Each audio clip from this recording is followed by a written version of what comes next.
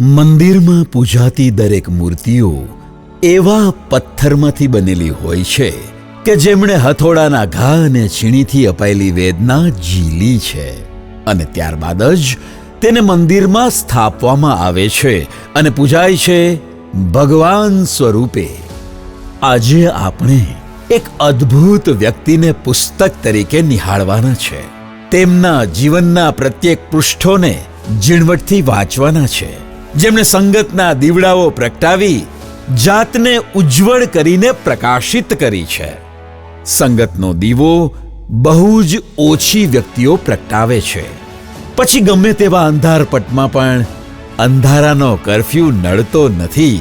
આપણે બધું જ ભૂલી જઈએ ત્યારે આપણા અંતરમાંથી પ્રગટેલા વિચારો આપણને જીવનમાં ઉચ્ચ સ્થાને લઈ જનારો માર્ગ બને છે.